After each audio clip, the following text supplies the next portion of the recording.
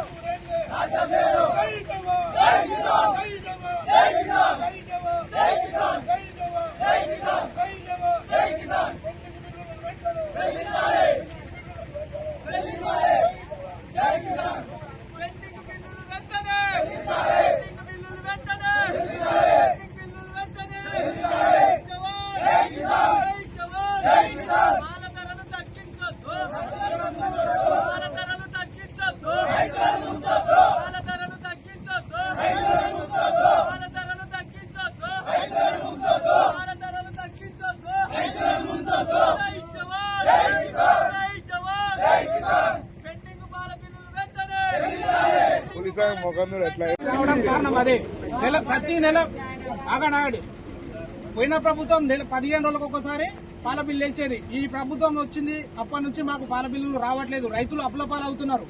ఆ విషయంతోనే మేము ఈ రోడ్డు పైకి రావడం జరిగింది. ఇన్ని రోజులు పట్టినాము, దానాలకు అప్పు చేస్తున్నాము, బండ్లో పెట్రోల్ పోసుకోనికే కూడా డబ్బులు లేవు. స్కూల్ పిల్లలకు ఫీజులు కట్టడానికే చాలా ఇబ్బంది పడుతున్నారు రైతులు. కాబట్టి ఈ రోజు మేము సిటీలకు ఇబ్బంది.